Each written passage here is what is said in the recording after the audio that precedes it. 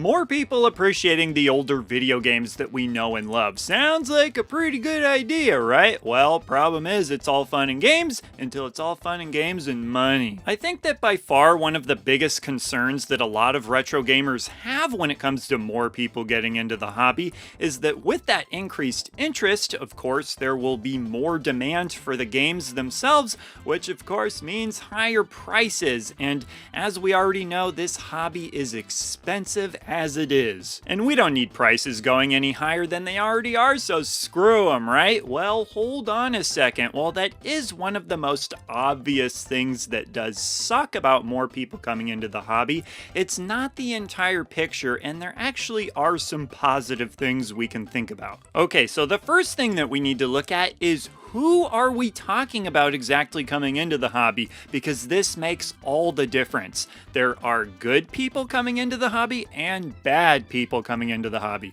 But when it comes to those good people coming into the hobby, there's only one place to start. Kids, and better yet, your kids. Because think about this. If your kids get into older video games, whose games are they going to be playing? That's right, yours. So they don't have to be buying their own. They don't need their own older video games in order to play them. And even if they did ask for them, that's just way too adorable for anybody to be upset about. I mean, just imagine your child coming to you and being like, "Mommy, Daddy, this year for my birthday, I want a DMG Game Boy, the big fat gray one." Talk about a proud parent moment. Oh, and by the way, if that's not quite what your kid sounds like, then my apologies to your child. And then when the time comes that you sadly but inevitably do pass away, hopefully your kid will be in a position where they'll actually want to inherit your older video games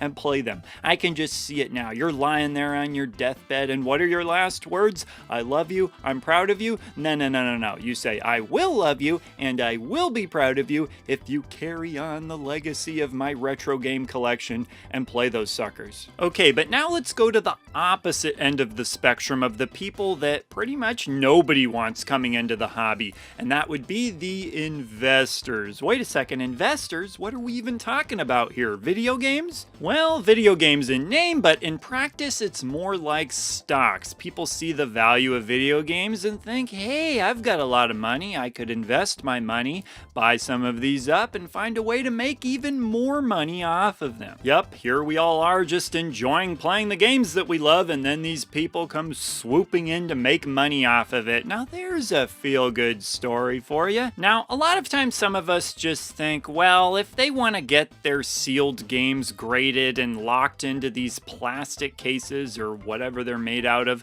then let them go for it. Who cares? What does it have to do with us?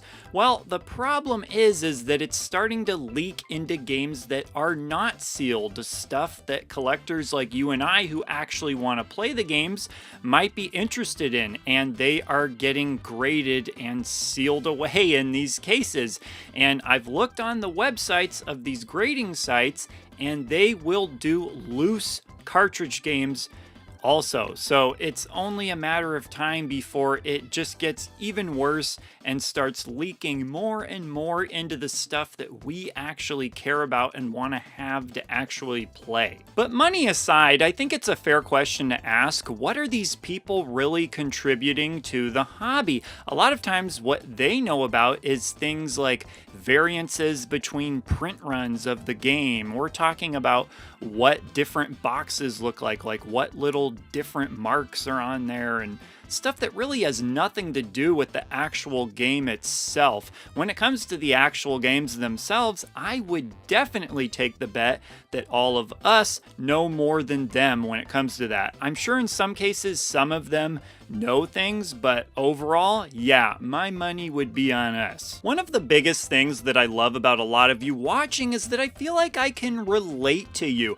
I've got all this passion for retro gaming, and it would be kind of sad to keep it all to myself myself, I want to share it, put it out there. And when some of you can relate to the things that I'm saying, it feels good. For example, when I told a story about a friend of mine who I knew getting slammed in the head by a Game Boy, and then one of you writes in the comments, yeah, I know a friend who got slammed in the head by a Game Boy too. That's awesome. I'm like, all right, it was a thing. Kids would get slammed in the head by Game Boys. And even if you don't know somebody who got slammed in the head by a Game Boy, you knew what it was like back then, and you think, you know, I never actually saw someone get slammed in the head by a Game Boy, but I know what it was like people wanting to play those things, and I can totally believe that kids would get slammed in the head by Game Boys. The point of all of this being that the more people there are into this hobby, the more people there are to potentially have that shared experience with, talking about all this fun stuff. And that brings me to the next type of person that I think would be a good type of person to have into the hobby,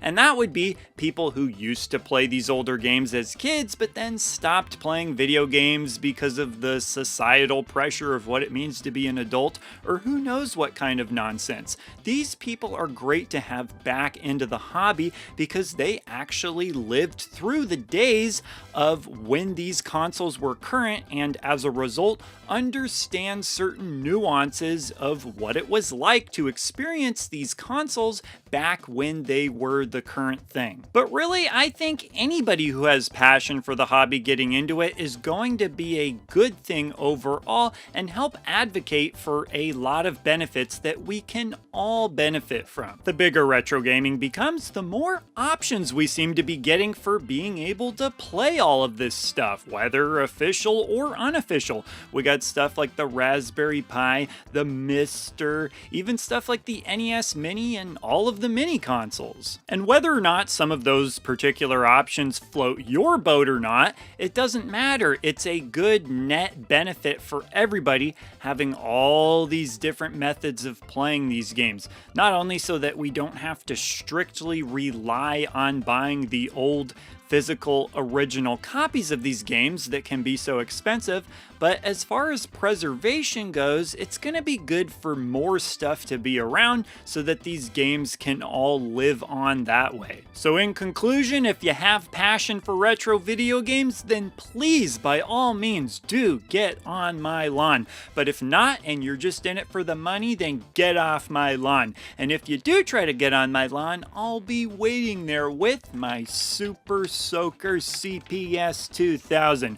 Rumor has it this thing put a kid's eye out back in the day, so don't say I didn't warn ya. But with all that said, for this video's question, I'm assuming a lot of you will answer whether or not you think people coming into the hobby is a good thing or a bad thing, but what I want to also ask specifically is if any of you have stories of somebody you may know who got into the hobby of retro gaming, perhaps recently, and it was a really cool thing for you because you were then able to share the hobby with them. I'd love to hear any stories that any of you may have of that kind of thing. So with that, leave your comments down below and I will see ya in the next video. He's the retro bird, yeah, and he's talking about video